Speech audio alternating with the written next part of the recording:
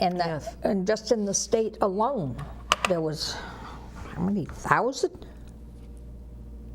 What was it, 100,000? 100,000 kids need services and they can't. Yep. Yeah. Well, I knew being in the field 10 years ago, even 12 years ago, I knew that something was going to happen. Because the way the insurance markets have it and the way the structure is and the infrastructure and the delivery process is terrible. And people say, oh, you know what you're talking about. My own colleagues, oh, I don't want to do nothing. I don't want to just let it go. Fine. Parents sued, called the Rosie G case. They won. Federal government has a mandate. Massachusetts has to do X, Y, and Z by this certain date.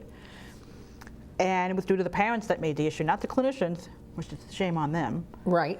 Shame on them. And now the doctors are buying into it. Oh, I think it's about time the doctors but a lot of things, well, back when my daughter was small, a lot of kids were put on Ritalin Yes. for behavioral problems. Well, I don't think those problems were all behavioral. No, no. Back then, you're either in school with Ritalin or you're in an institution. Right. Some cases. I mean, And I that's only what, know. 54 years ago. Yeah. Well, the thing is, they identified that there are a lot of kids with serious emotional disturbances. Okay. Now the question is how they got there. I mean, genetic kind of stuff.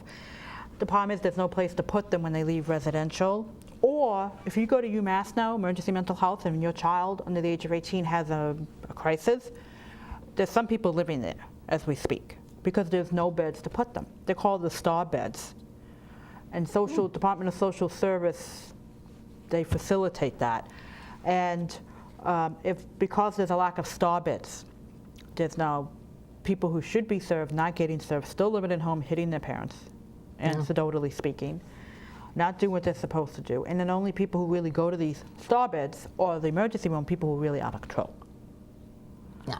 I do know that HealthLink up on, is it Jake's Ave? I think it is. Up at the old city hospital. Right. They have the second through I think it's the 5th floors, and those are locked off areas for people with disabilities. For kids? I don't know if they're for children or for older. I don't know. I know they co-sponsored this forum. Yeah.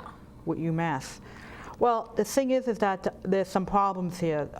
First of all, they want the school to be more involved. The school's doing enough. A lot of schools, see, when we went to school, the guidance counselors weren't care managers or case managers. Right. And now they are, because I get the phone calls. And I'm like, well, you know, I'm very limited because insurance only pays for a visit, Right. depending on what they have. Here they want to pass a law that insurance companies will pay for collateral services, like you go to meetings or you talk on the phone, because agencies don't get paid if a school calls or they want to meet with you. You have Right. to tell the family sorry. I think that will help a little bit, coordination of services. It should. It should, but I just can't imagine the commercial insurances, like Blue Cross, I can't imagine them doing it. Fallon, I don't know. They're gonna want something from the government. Oh, yes. Like the health insurance plans. But if the government says you must do this, this, and this, then the government should come up with some resources for it. I think so too, and then now doctors are pre-screening kids, I believe. from Yes, 0 to I did 3. read that, yeah. They only get like $15 a pre-screen. Oh my gosh. Some don't want to do it for $15.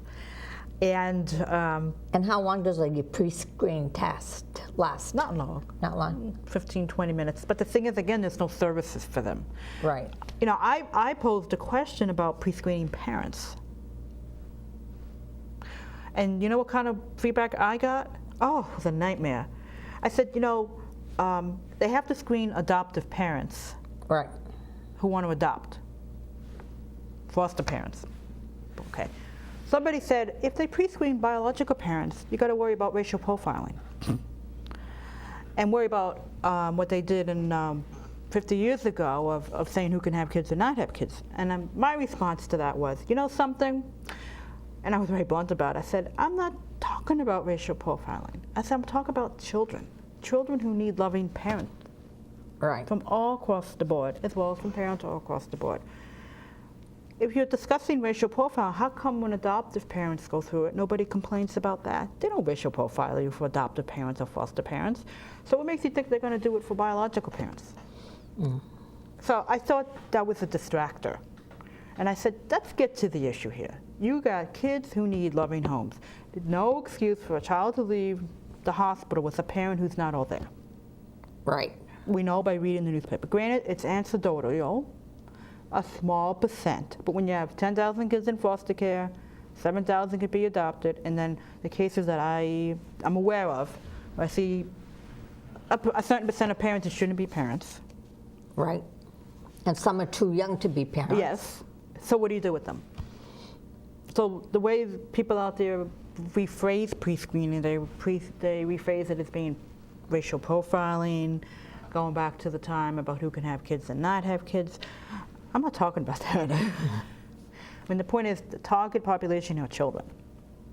Right. What's the best interest for them? A kid doesn't care whether their parent is from this culture or another culture. Back then it was a big issue. You know how it was. Oh, yes. And I know how it was too. Apples with apples, oranges with oranges. Now, if a kid from an apple group goes with an orange group, they're happy. They want somebody to love them. Right. That's all that matters to kids. And I think that could solve a lot of the problem too, because a child would feel secure. Yes. They wouldn't feel, oh my God, am I going to get beat tonight? Right. But unfortunately in Worcester, there's still some homes where that happens.